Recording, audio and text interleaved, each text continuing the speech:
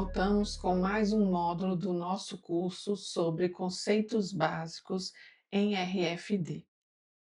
Aqui nesse último módulo, nós falaremos sobre simulações de sistemas RFD em software de aplicações eletromagnéticas.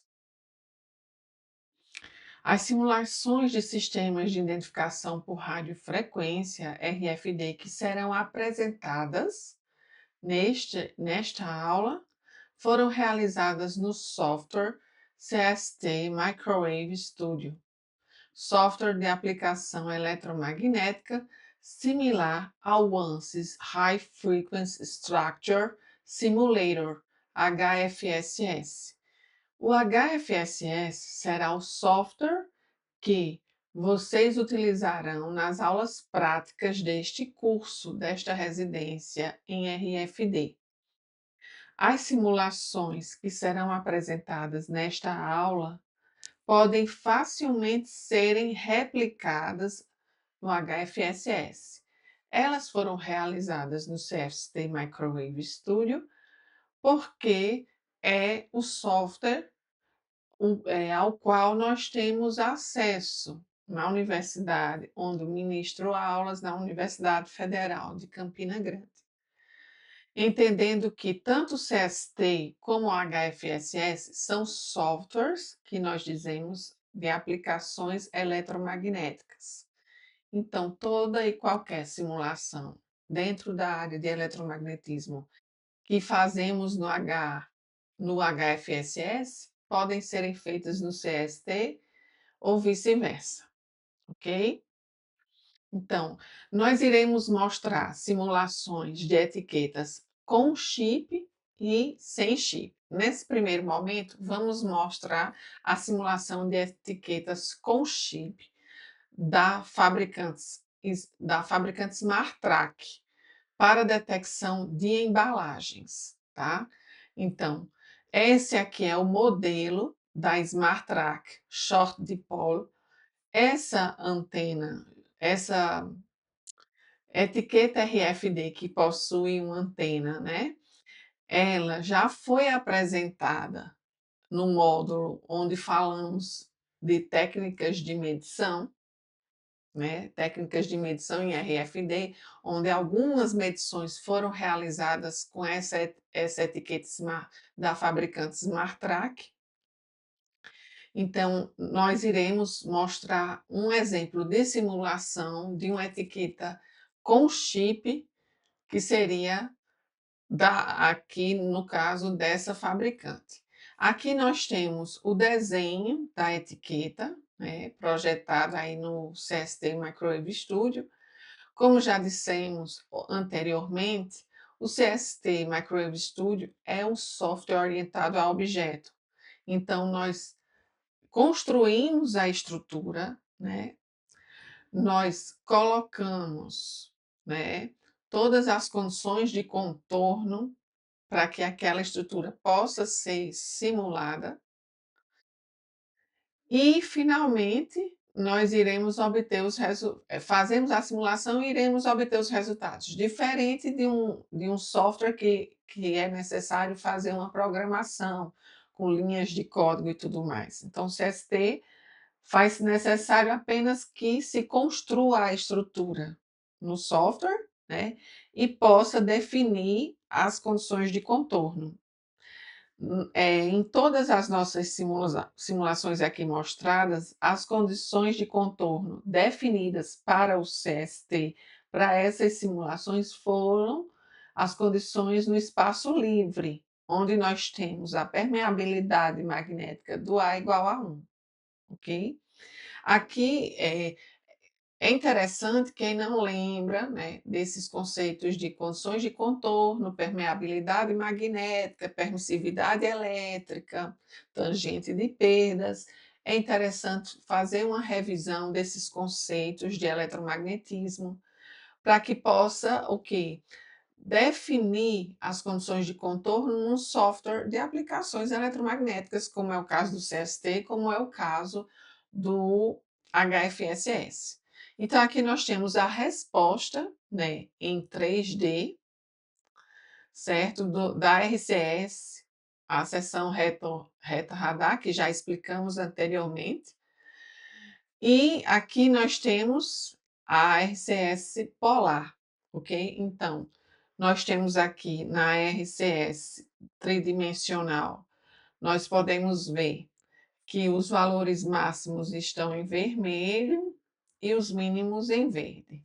Então, veja que a antena possui uma seção reta, a antena, ou seja, a etiqueta, né, onde está contida a antena, possui uma seção reta radar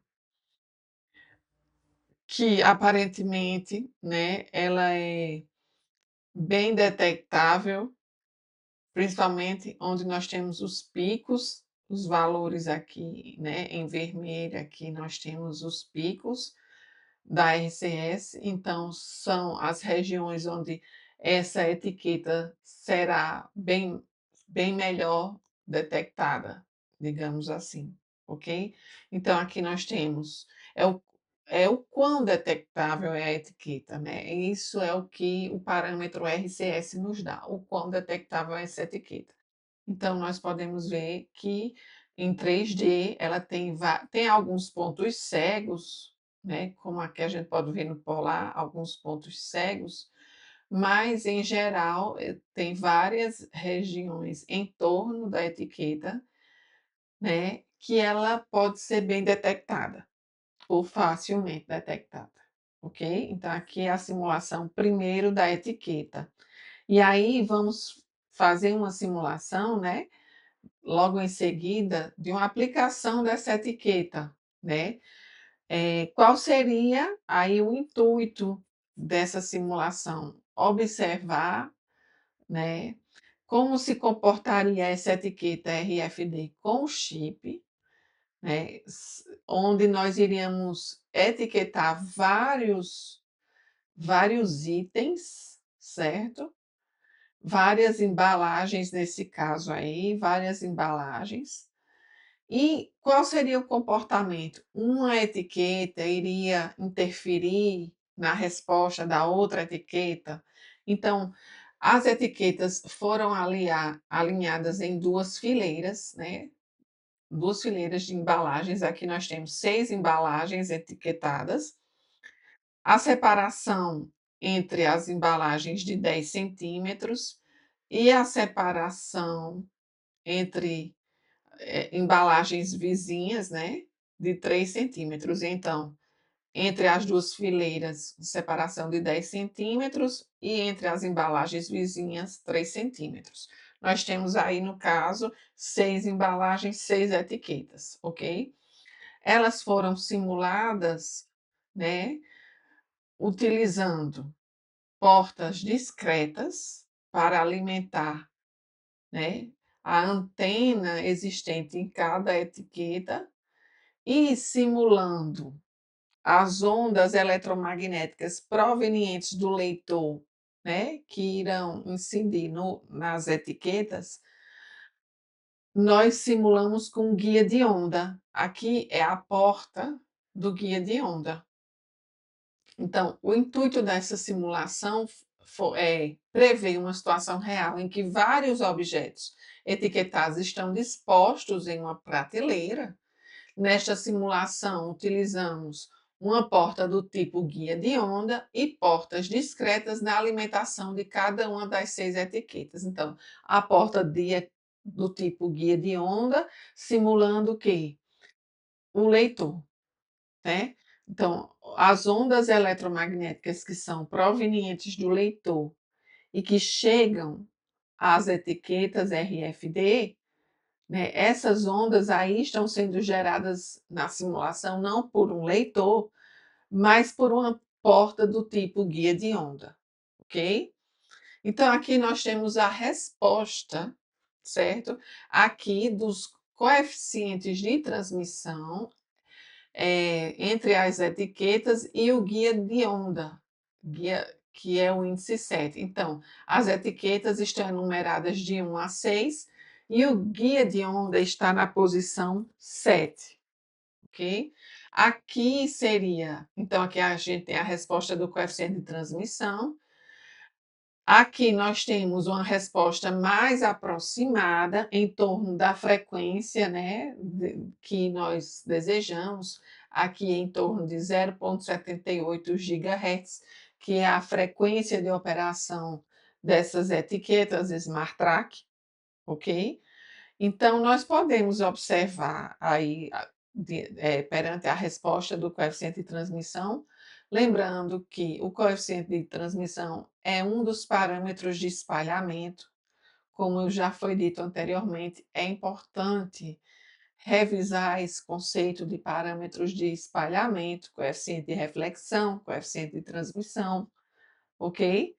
Para que se possa entender melhor a resposta das simulações dessas etiquetas em softwares de aplicações eletromagnéticas, ok?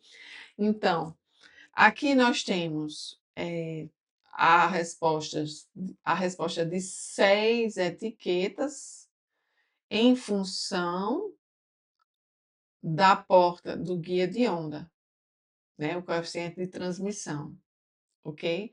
É tudo que é entregue pelo guia de ondas 7 e é recebido pelas etiquetas de 1 a 6, né. Então, S17, tudo que foi entregue pela porta 7, pelo guia de onda que está no índice com o índice 7, tudo que foi entregue pelo guia de onda, a etiqueta número 1, S17.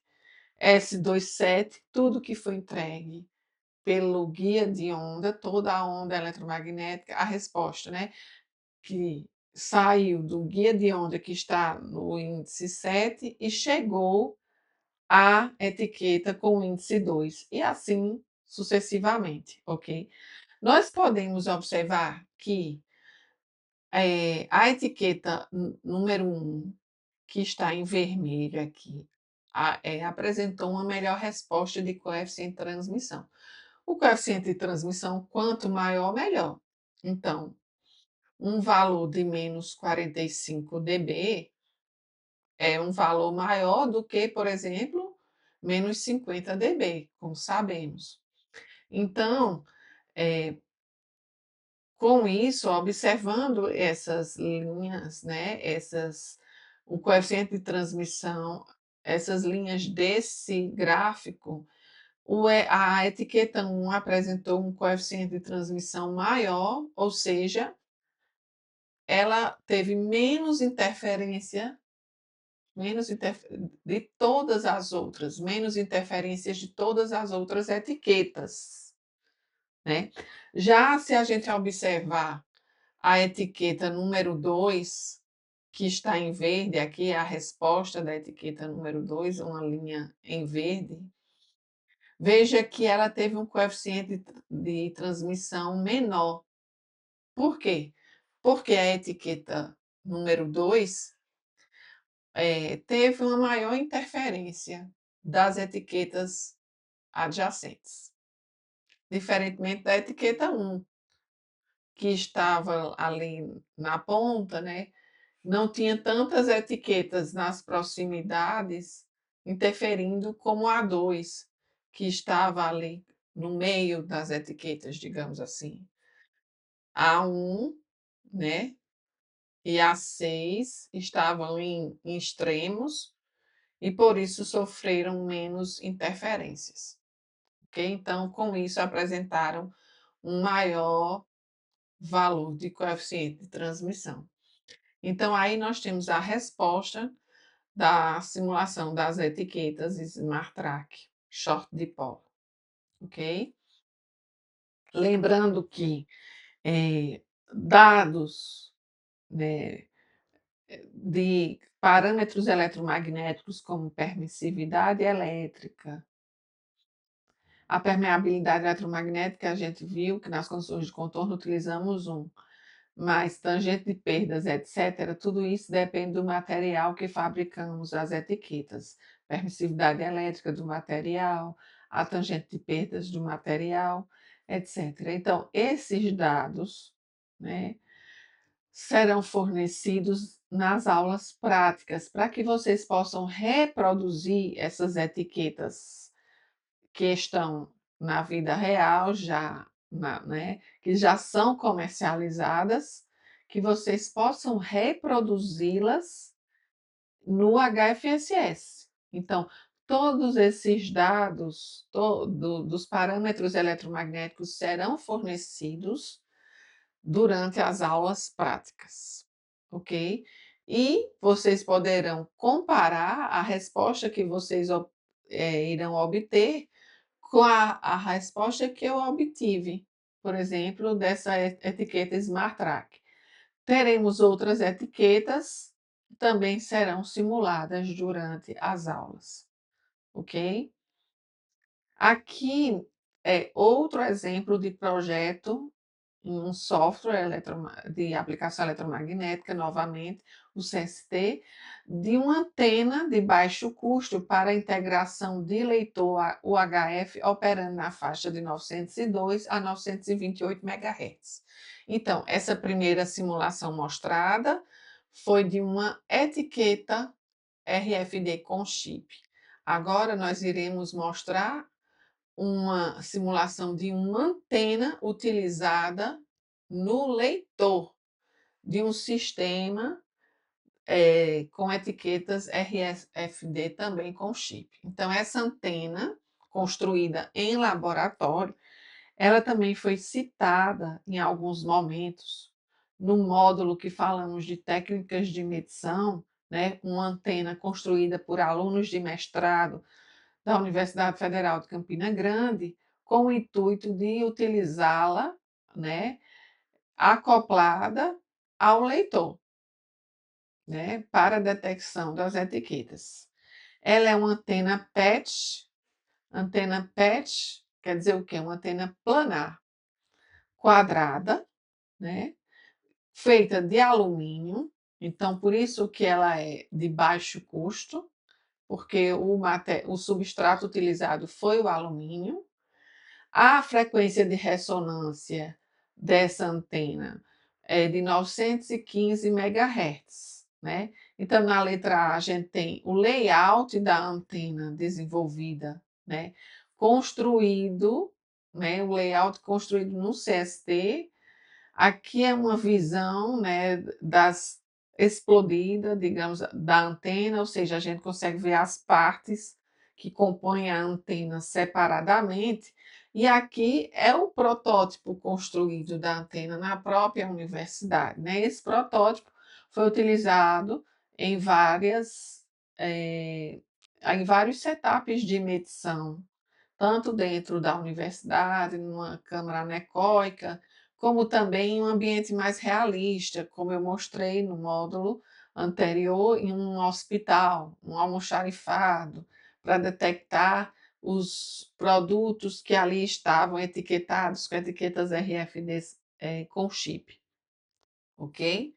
Então, aqui nós temos a resposta dessa etiqueta, né? Aqui nós temos a perda de retorno e o VSWR dessa antena, certo? Obtidas com por simulação computacional, também, né, o CST.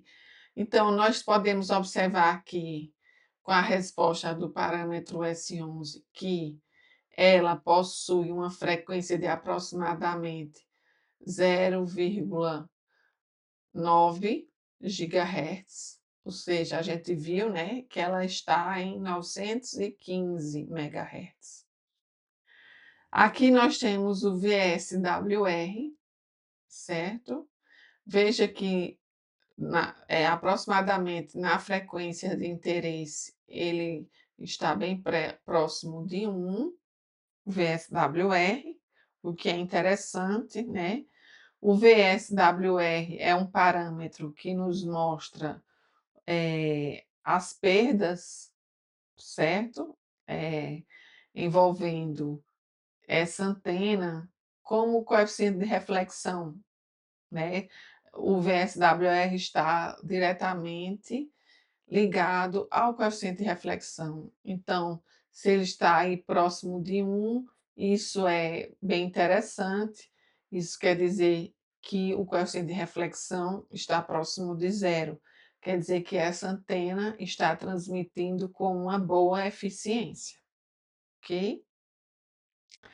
Aqui nós temos uma representação polar da diretividade da antena, ou seja, o diagrama de irradiação da antena, né?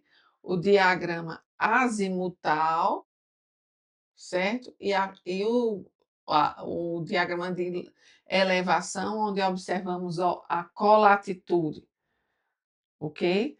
Então, nós podemos ver que o azimuth foi aqui fixado em 0 grau. Nós podemos observar que no plano azimutal, a antena é quase, ela tem uma irradiação praticamente para quase todas as direções.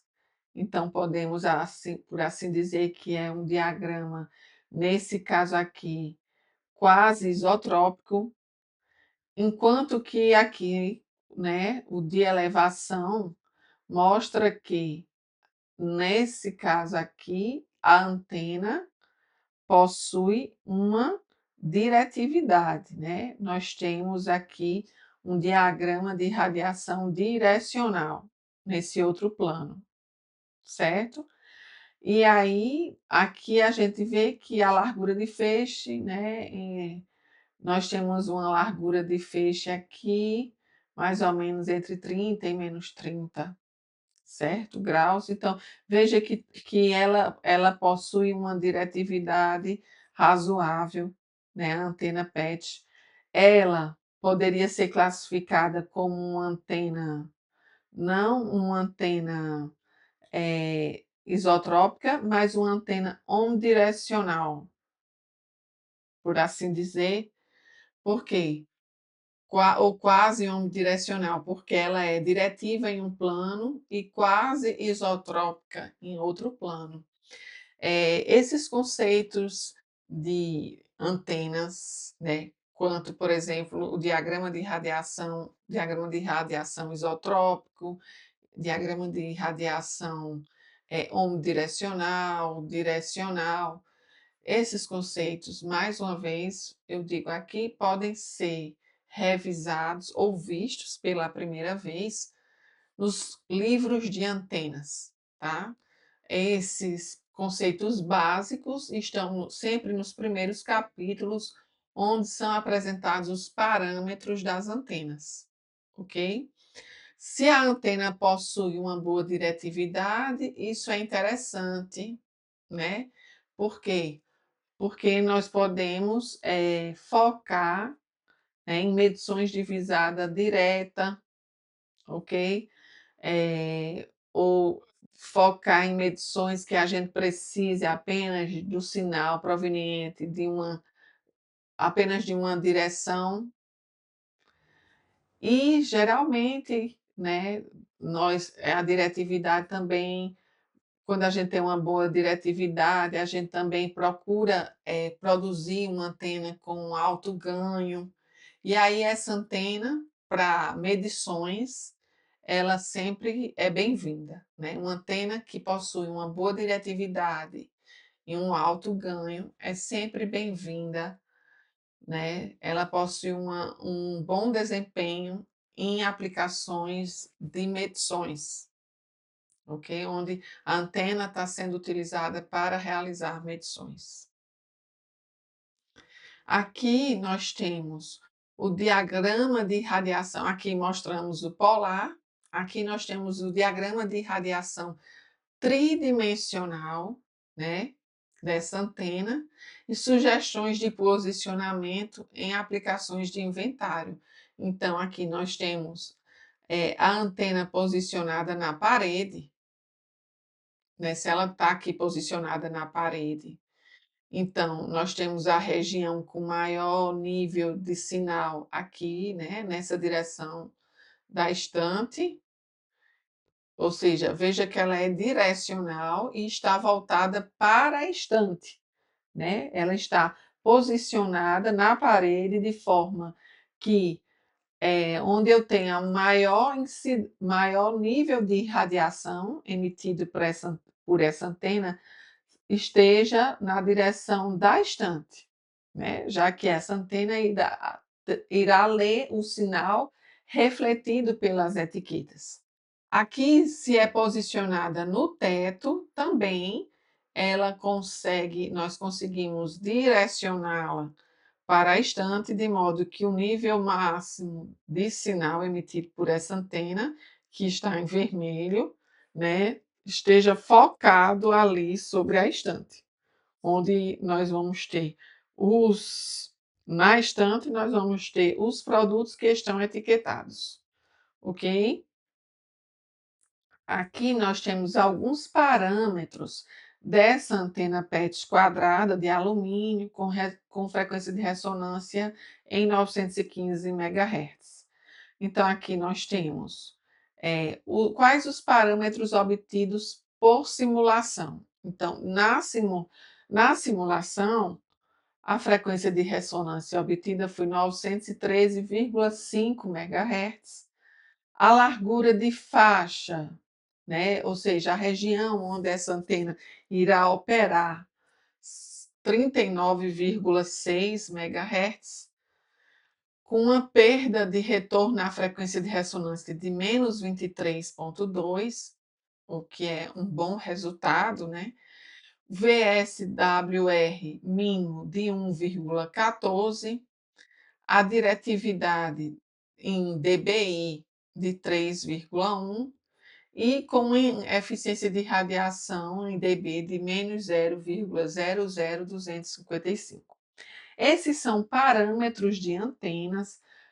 Eu expliquei rapidamente, né, de uma forma mais geral, mostrando os gráficos do diagrama de radiação, mostrei o gráfico com a frequência de ressonância, valores de perda de retorno de VSWR, mostramos o gráfico 3D onde apresenta a diretividade da antena.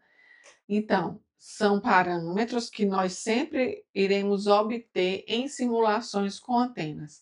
Se esses parâmetros, né, não são tão conhecidos por vocês, né, então recomendo que eles sejam estudados com afinco, né, por meio de livros ou ainda apostilas de professores, para que vocês possam entender, né, possam interpretar os resultados obtidos nas simulações. Por quê? Porque usamos antenas nos sistemas RFD, tanto antenas no leitor, nós teremos antena no leitor, como teremos antena nas etiquetas RFD. Então, faz necessário esse conhecimento prévio de parâmetros básicos de antenas para que você possa fazer uma boa interpretação dos resultados obtidos com o software de aplicação eletromagnética, ok? Agora iremos apresentar um projeto de RFD, né? Mas com uma etiqueta sem chip, baseada em assinatura espectral. Nós mostramos no módulo 3 várias etiquetas RFD sem chip, baseadas em modos diferentes de modulação, né? Porque o que é que nós observamos nas etiquetas RFD sem chip? Elas não possuem um chip, né, como já se diz, que ali está contida a informação, a identificação única. Então, como iremos gravar a identificação única, essa informação nas etiquetas, uma vez que ela não possui o chip? Então, daí vem estruturas, né, que são produzidas na própria etiqueta. Essas estruturas irão modular o sinal que chega à etiqueta e é refletido pela mesma. Irá modular o sinal com o código de identificação única dessa etiqueta, de modo que, ao chegar esse sinal refletido ou retroespalhado no leitor, nós possamos identificar por meio daquela assinatura espectral, por meio daquela modulação, né? Ou ainda o sinal modulado, de qual etiqueta se trata, né? Então a gente consegue identificar qual é a etiqueta que está refletindo o sinal. Aqui nós temos o diagrama de blocos da etiqueta em questão, que simulamos, né? Então, é uma etiqueta que possui ressoadores que irão fazer essa modulação do sinal que irá ser refletido. Esses ressoadores estão ligados a antenas que estão polarizadas perpendicularmente, ok? Então, como funciona esse sistema de RFD sem chip? Então, o leitor emite um sinal para a etiqueta.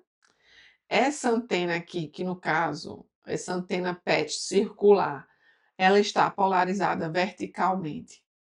E essa antena de emissão, de transmissão do leitor RFD também deve estar polarizada verticalmente. Então, o sinal de interrogação é emitido por essa antena do leitor, recebido por essa antena da etiqueta sem chip, que está polarizada com a mesma polarização da antena do leitor, irá receber esse sinal e ele irá ser transferido para os ressoadores. Esses ressoadores, por sua vez, irão modular o sinal, ok? E esse sinal será retroespalhado para o leitor. Aqui nós temos outra antena do leitor que irá mandar um sinal de interrogação e ele será codificado, modulado e retransmitido ou retroespalhado de volta para o leitor. Aqui, essa antena está na polarização horizontal, então, por sua vez, essa antena aqui, né, do leitor RFD, também deve estar na polarização horizontal para que haja essa comunicação com essa antena da etiqueta RFD sem chip. Elas estão com polarização cruzadas para que não haja o quê? Interferência do sinal entre uma e a outra. Então, aqui nós temos o projeto da etiqueta no substrato. Qual foi o substrato utilizado nessa simulação no CST Microwave Studio? Foi o Taconic TLX 0, né? Esse substrato possui uma permissividade elétrica de 2,45, com uma espessura de 0,787 milímetros e a tangente de perdas de 0,0019. Então, essa tangente de perdas é até baixa, né? Uma boa tangente de perdas, assim, um bom valor de tangente de perdas para utilização em RFD, em etiquetas RFD. Como eu já expliquei anteriormente, quanto menor a tangente de perdas, menor as perdas na etiqueta e, com isso, maior o sinal refletido de volta por essa etiqueta, né? A gente sabe que o sinal retroespalhado ou refletido, ele vai possuir uma intensidade menor, uma potência menor do que o sinal oriundo do leitor. Se utilizamos um substrato com uma tangente de perdas muito alta, a gente vai ter ainda um sinal bem mais fraco, né? Um valor bem menor de potência retroespalhado. E se nós utilizamos um substrato com uma tangente de perdas muito baixa, isso é muito bom para a nossa aplicação, porque conseguiremos refletir com uma maior intensidade, né? Ou seja, uma maior intensidade de sinal para o leitor, para que essa etiqueta seja identificada. Então, nós temos a etiqueta, as duas antenas, né? Uma de transmissão e uma de recepção, ou vice-versa, certo?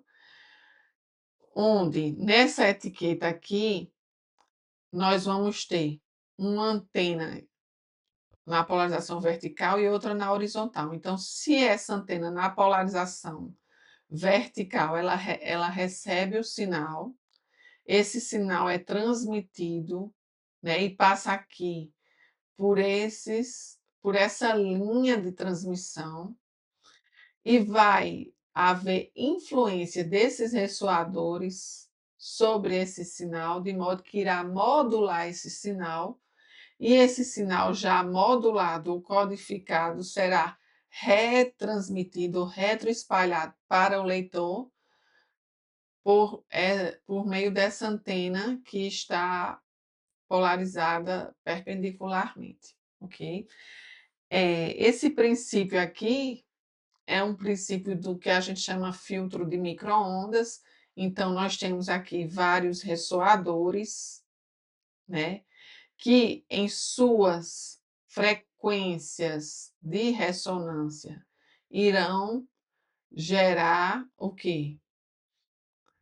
Atenuações no sinal que está sendo transmitido por essa linha.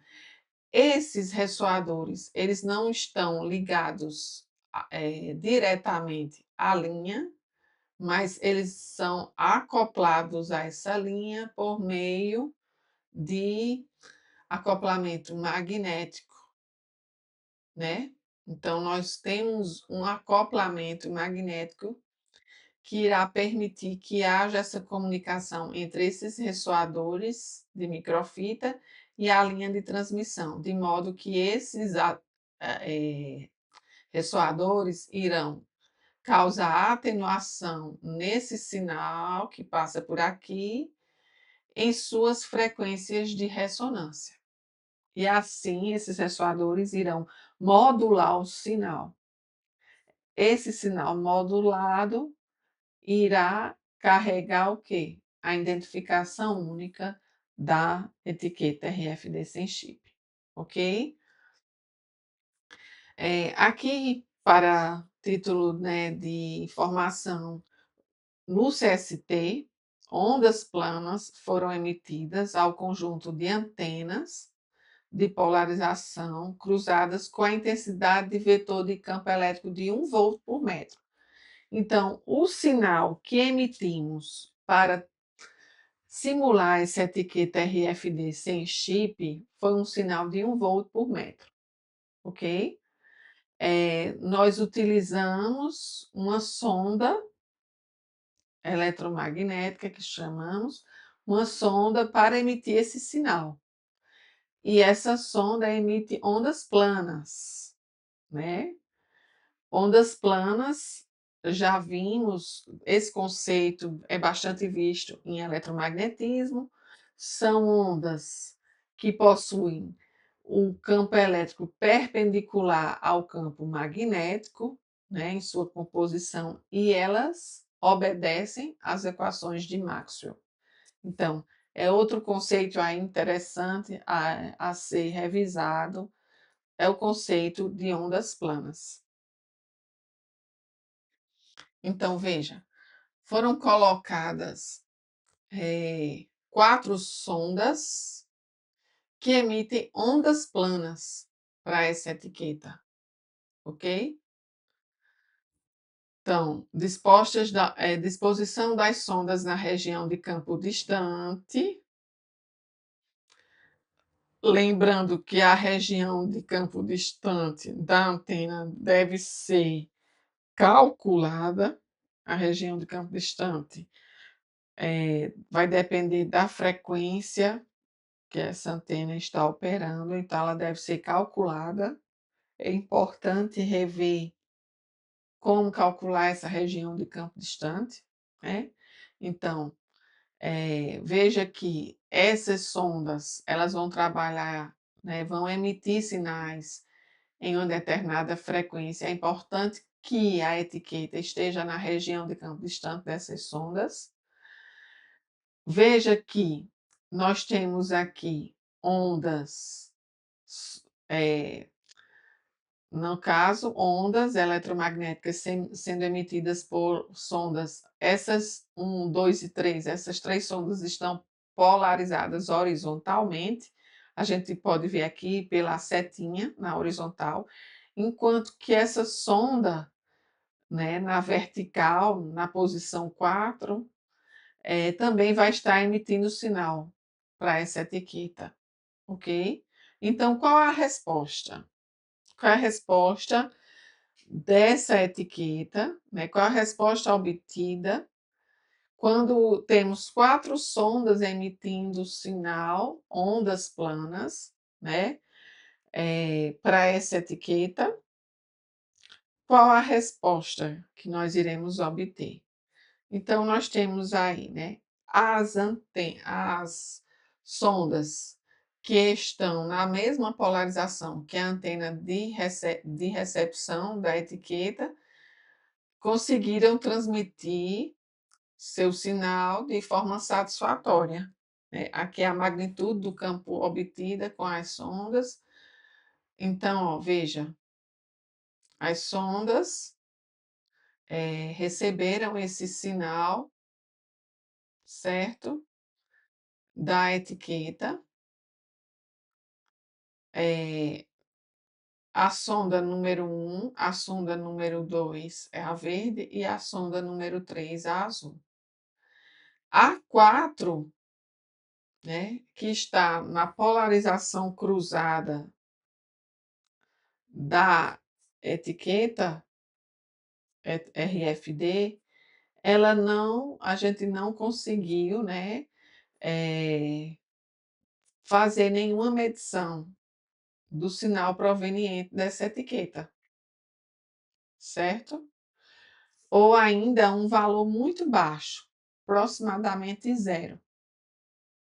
Então, é importante que as sondas estejam na mesma polarização do sinal emitido pela etiqueta RFD sem chip, certo? O sinal, é importante que o sinal que seja transmitido para a etiqueta esteja na mesma polarização das antenas, né, da antena, e o sinal refletido de volta também deve ser lido na mesma polarização que essas sondas, ok? Para que as sondas possam fazer a leitura da, do sinal refletido pela etiqueta. Aqui nós temos uma segunda etiqueta RFD sem chip, com seções em C dobradas, certo? Aqui nós temos, né, um monopolo circular, um substrato rígido, e aqui a gente tem a estrutura para codificação composta de seções em C, dobradas em um substrato flexível, e o topo e a base em substrato rígido, ok? Veja, nessa outra etiqueta aqui mostrada, RFD, vamos voltar aqui para o desenho. Nessa primeira etiqueta, veja que a resposta do sinal modulado, né? Para que a gente tenha uma resposta com o sinal modulado, utilizamos ressoadores em espiral, para que a gente possa modular o sinal retroespalhado por essa etiqueta. Nesse caso aqui, quem vai fazer essa modulação, essa codificação do sinal, são seções em C, seções de linha de transmissão em formato de C e dobradas. Elas irão codificar o sinal que será retroespalhado, retransmitido pela etiqueta. Então, o princípio, né, que nós iremos utilizar aí para, digamos assim, a modulação do sinal é o princípio do atraso de grupo, princípio de utilização de atraso de grupo, certo? Então, na letra A, a gente tem a resposta de atraso de grupo da etiqueta no domínio da frequência e a representação do atraso de grupo no domínio do tempo. Então, a gente pode observar que no domínio da frequência, em uma determinada frequência de ressonância da seção em C, da linha de transmissão em C, nós temos um valor de atraso de grupo. No domínio do tempo, né, nós temos o modo estrutural, o sinal que foi emitido para a minha etiqueta e o sinal refletido atrasado. Esse ΔT aqui, entre esses dois sinais, vão me fornecer o atraso de grupo, certo? Então, se naquela primeira etiqueta nós vimos o sinal no domínio do tempo, né? E era frequência, no domínio do tempo, não, desculpa, no domínio da frequência, então era frequência versus a intensidade do sinal que estava sendo lido da etiqueta. Nessa segunda aqui, nós teremos uma resposta em atraso de grupo, em função da frequência, né? Leremos em função da frequência. Então, aqui seriam, esse aqui seria o projeto das seções em C, né? Veja que elas têm um comprimento L e uma largura aqui, G, ok? Aqui seria a dobra, e esse W, a largura da linha de transmissão em C, ok? O projeto das seções em C, a técnica de codificação. Então, veja, se nós mudamos simplesmente a largura da linha em C, né, para 4 valores de largura, continuamos com atraso de grupo na mesma frequência, né? Só que nós vamos ter vários valores de atraso de grupo, porque nós temos várias larguras da linha de transmissão, W1, W2, W3 e W4. Aqui nesse caso, nós modificamos que parâmetro da linha em C para que a gente tivesse valores diferentes de atraso de grupo em frequências diferentes. Nós modificamos o comprimento, ok? O comprimento dessa linha em C. Então, modificado o comprimento dessa linha em C, nós vamos ter vários valores de atraso de grupo, certo? E isso em diferentes frequências. Valores de atraso de grupo para L1 até L4 e para frequências diferentes. Veja que quanto maior o comprimento, né, da linha de transmissão, menor a frequência de ressonância, certo? Então, aqui, digamos, se a L4 está numa frequência de ressonância mais alta do que L1, então o comprimento L4 vai ser o quê? Menor do que o comprimento de L1, tá? Essa seria a lógica aí da técnica de codificação com seções em C. Então, nós temos aqui etiqueta RFD sem chip, né? Onde nós vamos ter sondas aqui, ó, em frente à etiqueta, sonda na polarização vertical e sonda na polarização horizontal. O sinal transmitido para essa etiqueta vai ser por meio de ondas planas. A gente vai usar um guia de ondas também aí, né? Com fonte de onda plana. Na teoria, né? Ou na prática, na verdade, nós teríamos um leitor emitindo sinal de onda plana. Mas na prática, nós temos, na teoria e na simulação, nós temos uma porta, né?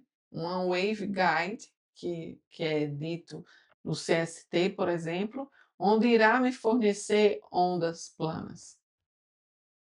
E essas sondas, dispostas na polarização vertical e horizontal, irão ler o quê? O sinal, né? Ou seja, ler ou ainda detectar, né? Uma palavra melhor. Detectar o sinal retroespalhado por essa etiqueta, ok? Aí nós temos a resposta de atraso de grupo para uma etiqueta RFD sem chip com apenas um grupo de seções C dobradas. Então, veja, o atraso de grupo foi observado na frequência de 2.956 GHz, tá? Um atraso de grupo na intensidade de 26,51 nanosegundos. Como era apenas um grupo de seções em C iguais e todas dobradas, né?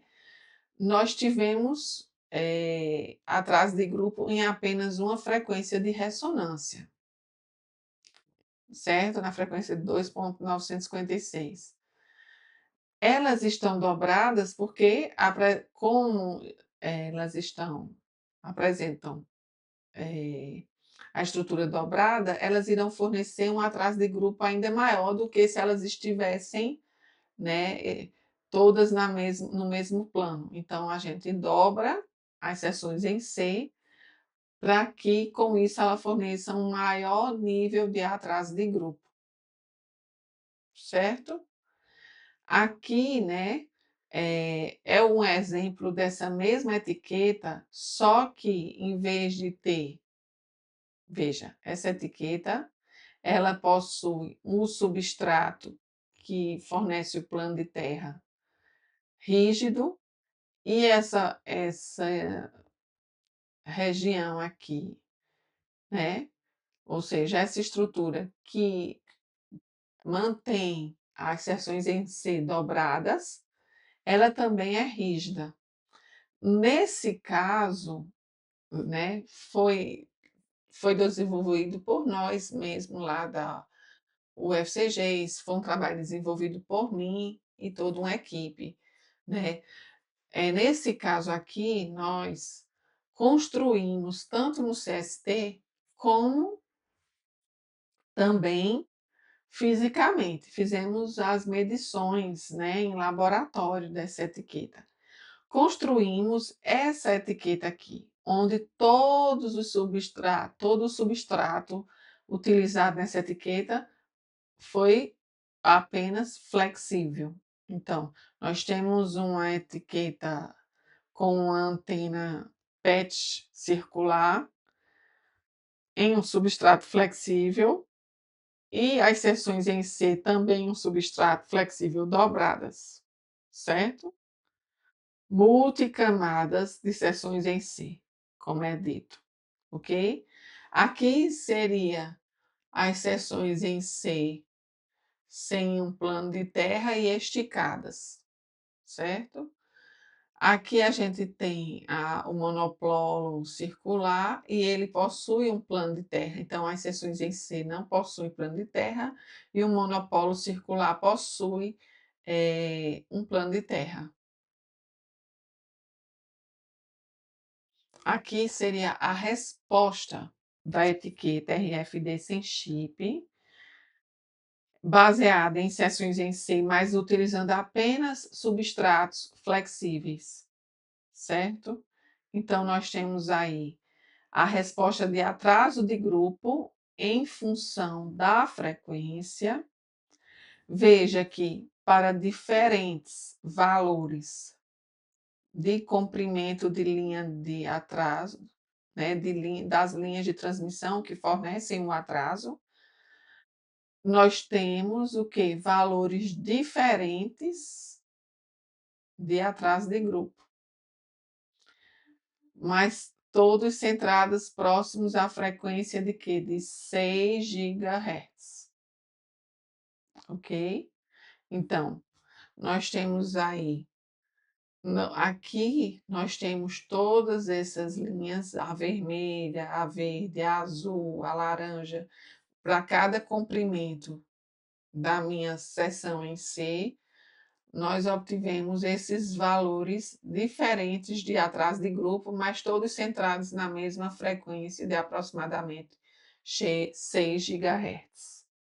Então, aí foi confirmada a teoria de codificação com seções em C.